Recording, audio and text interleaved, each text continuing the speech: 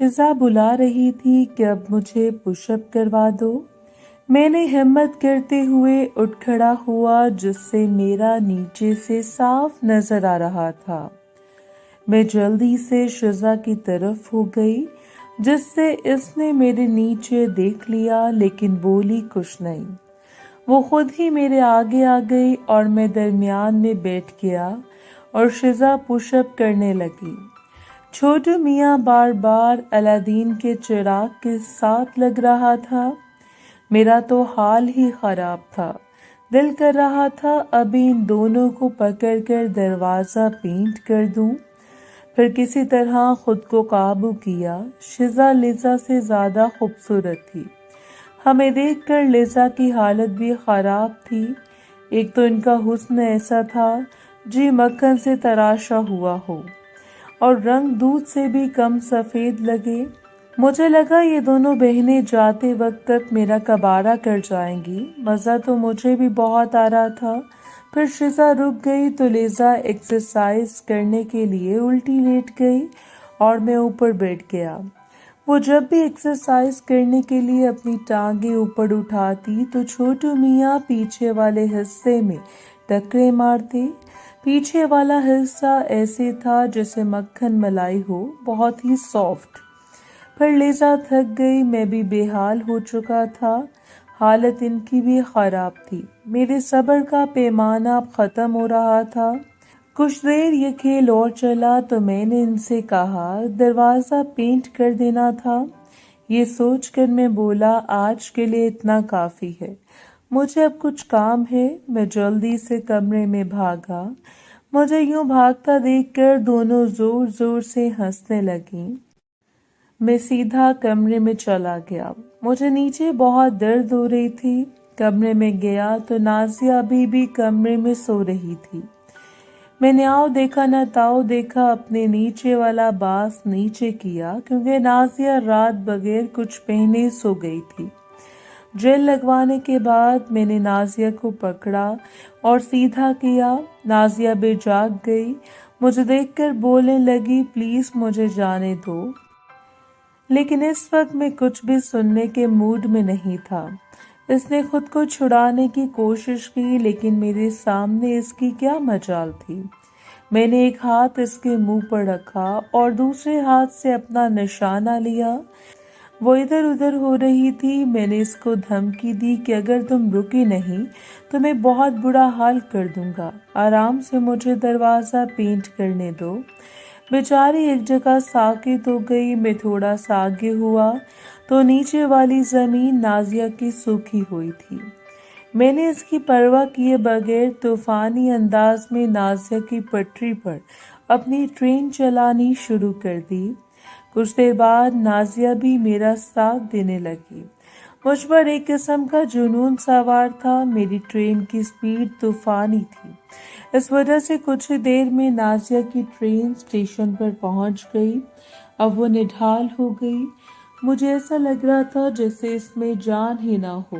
तकरीबन 5 मिनट के बाद इसने दोबारा मेरा साथ देना शुरू कर दिया।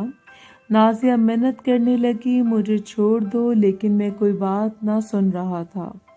मैंने नाजिया को पलटाया और इसके घर के पीछे वाले दरवाजे को पेंट करना शुरू कर दिया, जिस पर नाजिया जोर से चिल्लाने लगी मुझे छोड़ दो।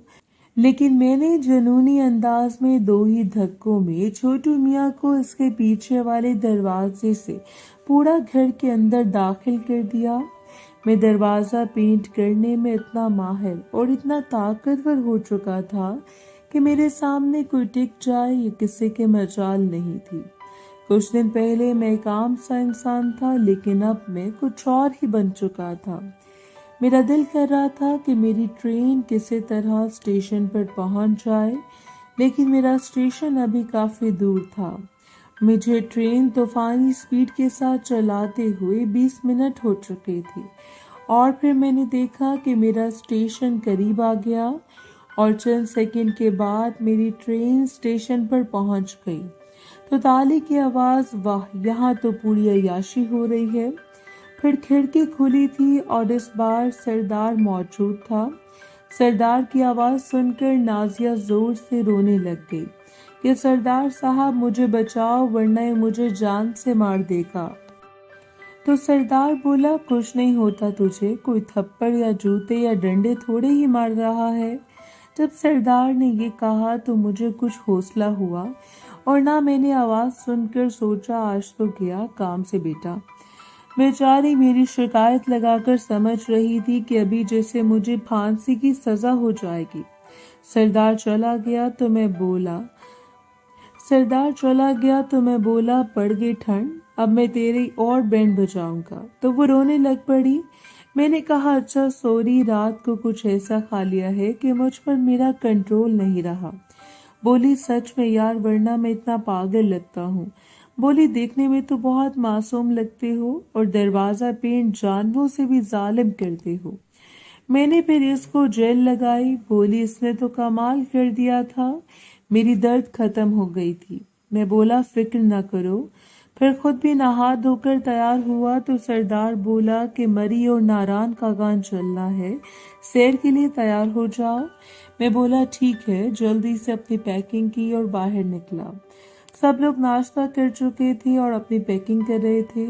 नीलम वैली के पास सरदार लोगों का काफी बड़ा फार्म हाउस था, जहां पर अफगानिस्तान से जो माल आता इस फार्म हाउस में रखा जाता और छांटी करके आगे डिस्ट्रीब्यूट कर दिया जाता, जो मुझे गफूरे ने बताया था। लेकिन जाहिर है वहां तो नहीं जाएंगे। तो एक गाड़ी में मैं, सरदार और जेक बलजीत, सिमरन, लीजा, शिजा बैठे थे, जबकि दूसरी गाड़ी में सामान के साथ नासिर और नाजिया वगैरह और काम वाली लड़कियां थी। वहां पर सरदार ने एक घर बुक करवा लिया था। बाकी का सामान यहाँ से खरीद लिया जो दूसरी गाड़ी पर रख लिया।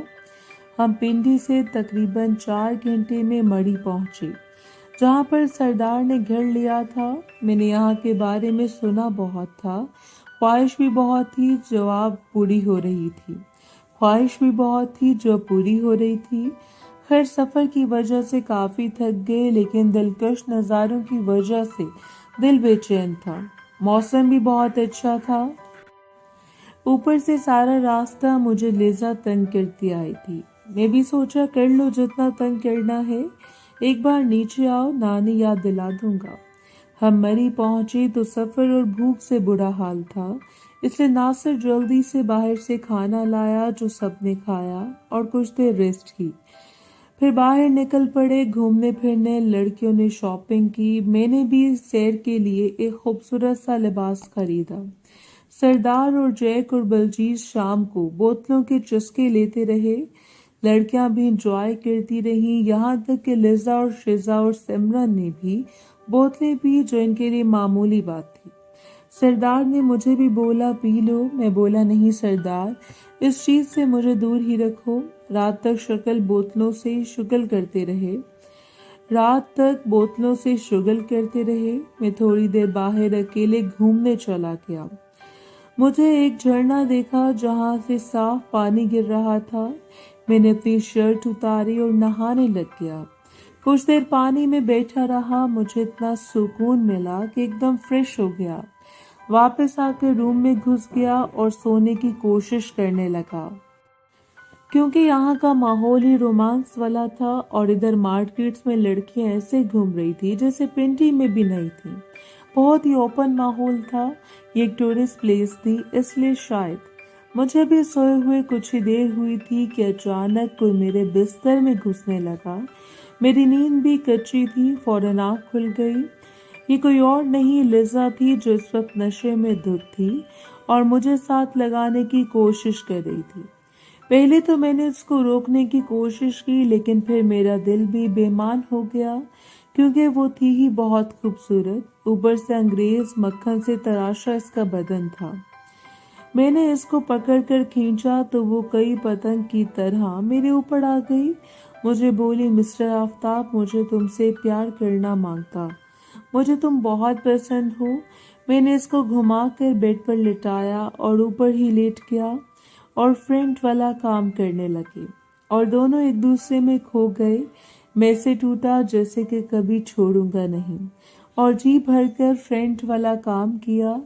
फिर मैं इसके ऊपर वाला बांस उतार दिया और मास्क के ऊपर से ही बुलंद पर फ्रंट वाला काम करने लगा। फिर मैंने मास्क भी उतार दिया। अब मैं सही तरह से बुलंद पर फ्रंट वाला काम करना शुरू कर दिया। मैं एक बल्ब पर फ्रंट वाला काम कर रहा था और दूसरे पर हाथ से दरवाजा पेंट कर रहा था। लिज़ा की अजीब अजीब आवाजें आना शुरू हो गईं। फिर मैं आहिस्ता आहिस्ता नीचे आना शुरू हो गया।